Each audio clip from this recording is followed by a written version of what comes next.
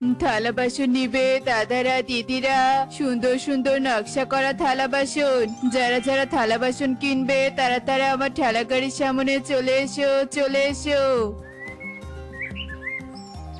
এটো না, দাঁড়া দাঁড়া, আমরা থালা বাসন নেব।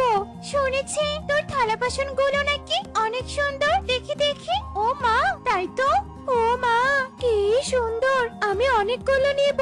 হ্যাঁ হ্যাঁ, আমি অনেকগুলো নিব। আমার কাঙ্ক্ষের কলসে জ্বলে গিয়েছে ভাসি, মাঝে কত নৌকা ঢেউ লাগিয়া। ও মাঝে কত নৌকা ঢেউ লাগিয়া। লা লা লা লা লা লা লা। এই টুনি, এই কি ব্যাপার, এত খুশি খুশি মনে গান গেয়ে কোথায় যাচ্ছিস? আসলে দিদি তেমন কোথাও না, এমনিতে একটু ঘুরতে বেরিয়েছি। বাড়িতে সারাদিন শুয়ে বসে থাকতে ভালো লাগে না, তাই। ও আচ্ছা, তা তোর গলায় ওটা কিসের মালা, সিটি গোল্ডের নাকি? না না দিদি, এটা সোনার গহনা, কালকে টোনা কিনে এনে দিয়েছে। বলিস কি, টোনা এটা কিনে এনে দিয়েছে? তোরা তো অনেক গরিব, টোনা এই গহনা কেনার জন্য এত টাকা কোথায় পেয়েছে? নিশ্চয়ই বড় ধরনের কোনো চুরি করেছে।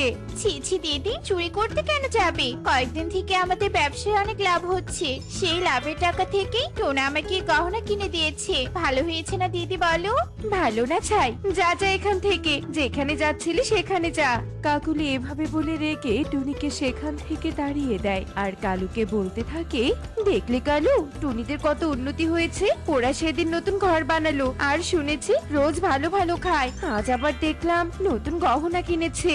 কাকুলি, আমার না এদের কাজকর্মে অনেক খটকা লাগছে। সামান্য থালা বাসনের ব্যবসায় এত লাভ হওয়ার কথা তো নয়। ঠিক বলেছো, আমারও বিষয়টা একদম ভালো লাগছে না। টোনা কিভাবে ব্যবসা করে এত ধনী হয়েছে আমাকে জানতেই হবে, কারণ আমিও টুনির মতো গহনা পড়তে চাই আর ভালো ভালো খেতে চাই। আমি এক্ষুনি যাবো টোনার কাছে। এই বলে কাকুলি আর দেরি না করে টোনার উদ্দেশ্যে উড়তে থাকে। পেছন থেকে কালু বলতে থাকে, কাকুলি কাকুলি শোনো, কোথায় যাচ্ছ? এই যা চলে গেল। এই কাকুলিটাও না মাথায় যখন যা আসে তখন তাই করে। টোনা, টোনা দাঁড়া। হ্যাঁ দিদি বলো, কোন থালা বাসন গুলো নিবে? না রে ভাই, আমি থালা বাসন নিতে আসিনি, আমি তোর কাছে একটা সত্যি কথা জানতে এসেছি। সত্যি কথা? কি সত্যি কথা বলো দিদি।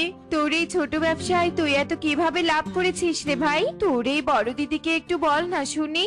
না মানে আসলে মানে দিদি, আসলে নকলে না করে বল না একটু শুনি, তোর এত লাভের আসল রহস্যটা কি? দিদি তুমি যখন এত করে জানতে চাচ্ছ, সত্যিটা তোমাকে বলবো, কিন্তু তুমি কাউকে বলতে পারবে না। আচ্ছা ঠিক আছে, কাউকেই বলবো না। বেশ শোনো তবে, একদিন আমি থালা বাসন নিবে দাদা দিদিরা, থালা বাসন, যারা যারা থালা বাসন নিবে তারা তারা চলে এসো, চলে এসো। বাঁচাও আমাকে, কেউ বাঁচাও, কেউ আছো? আমাকে মাকড়সার জাল থেকে বাঁচাও, কেউ সাহায্য করো আমাকে, কেউ সাহায্য করো। কে কে সাহায্য চাচ্ছে? সামনে এসো। আমি সাহায্য চাচ্ছি পাখি, আমাকে বাঁচাও, এই জাল থেকে বাঁচাও। আরে এ তো মৌমাছি। না না, আমি তোমাকে বাঁচাতে পারবো না, তোমাকে বাঁচাতে গেলে তুমি আবার আমাকেই কামড়ে দিবে।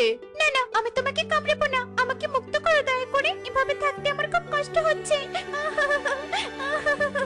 বেশ বেশ, কেঁদো না, আমি তোমাকে মুক্ত করছি।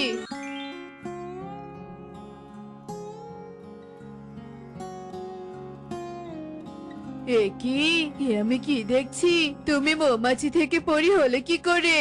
আমি মৌমাছি নই, আমি পড়ি। আমাকে ঘুমটা ডাইনি মৌমাছি বানিয়েছিল। তোমার সাহায্যের কারণে আমি আমার রূপ ফিরে পেলাম। তোমাকে অনেক ধন্যবাদ পাখি। আমি তোমাকে তোমার এই কাজের জন্য উপহার দিতে চাই। বলো পাখি, তোমার কি চাই?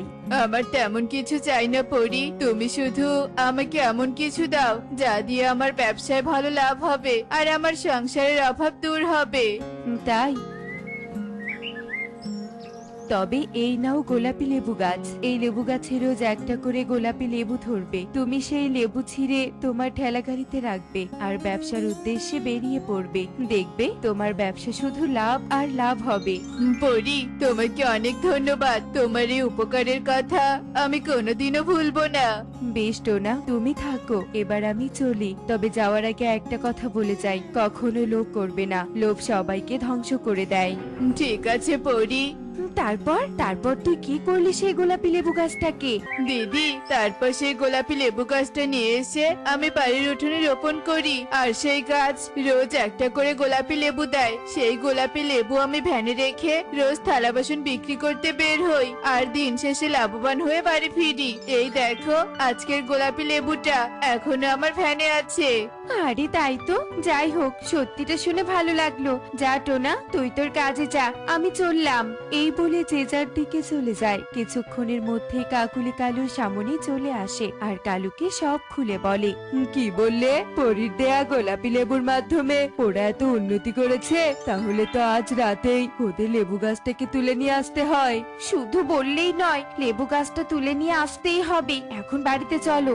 ওরা দুজন ওদের বাড়িতে চলে যায়। এভাবেই দেখতে দেখতে দিন গড়িয়ে বনের বুকে রাত নেমে আসে। রাতের অন্ধকারে কালু কাকুলি তাদের বুদ্ধিমতো চুপি চুপি টোনাটুনির উঠানে চলে আসে। কালু, ওই সেই লেবু গাছ। যাও, তাড়াতাড়ি লেবু গাছটাকে তুলে নাও। হ্যাঁ হ্যাঁ কাকুলি। কালু যেই লেবু গাছটার দিকে এগিয়ে যায়, ঠিক তখনই লেবু গাছ থেকে একটা প্রতিচ্ছবি বের হয়। দাঁড়িয়ে যা, এই লেবু গাছে হাত দিবি না, এটা টোনাটুনির লেবু গাছ। অন্যের জিনিস চুরি করা পাপ। তোরা চলে যা এখান থেকে। চলে যাব না, আমরা এই লেবু গাছ নিতে এসেছি, এটা নিয়েই যাব। না না, এইভাবে একজনের হক কেড়ে নিস না। তোরা তোরা শুধু লেবু গাছ চাস, তাই তো? দাঁড়া, আমি তোদের লেবু গাছ দিচ্ছি। কি, লেবু গাছ দিবি? শোনো, আমরা সোনাদানার জন্য লেবু গাছ নিতে চাচ্ছিলাম। তুমি এক কাজ করো, লেবু গাছ না দিয়ে অনেক সোনাদানা দাও, যাতে আমরা রাতারাতি ধনী হতে পারি। আমি তো তোমাদের সোনাদানা দিতে পারবো না, আমি তোমাদেরকে জাদু কাঠি দিতে পারবো। সেই জাদু কাঠি তোমাদের সোনাদানা দিবে। সত্যি? তাহলে আর দেরি কিসের? দাও দাও, জাদু কাঠি দাও। কাকুলির কথা মতো লেবু গাছে থাকা পরীর প্রতিচ্ছবি কালু কাকুলিকে একটা জাদুই কাঠি দেয়। জাদুই কাঠি? কালু, জাদুই কাঠি পেয়েছি। এবার আমাদের ধনী হওয়া থেকে কেউ আটকাতে পারবে না। চলো কালু, বাড়িতে চলো। আরে দাঁড়াও, আমার কথা এখনো শেষ হয়নি। লোভ না করে এই কাঠির কাছে। আরে রাখো তোমার কথা, কালু চলো তো চলো। কাকুলি পরীর প্রতিচ্ছবিকে তার কথা শেষ করতে না দিয়েই জাদুই কাঠি নিয়ে খুশি মনে বাড়িতে চলে আসে। জাদুই কাঠি, আমাদেরকে অনেক সোনা দানা দাও। কালু দেখো, জাদুই কাঠি আমাদের সোনা দানা দিচ্ছে। এবার তুমি আর আমি রাজা রানী হয়ে যাব। আরে কাঠি, সোনা দানা দেয়া থামালে কেন? দাও, আরো দাও, এই ঘর ভর্তি করে দাও। কাকুলি, এভাবে চেও না। পরি লোভ করতে না করেছে। বেশি লোভ করলে আমরা বিপদে পড়বো। আরে তুমি চুপ করো তো, আমাদের কিছুই হবে না। দাও জাদুই কাঠি, আরো দাও, আরো সোনা দানা দাও।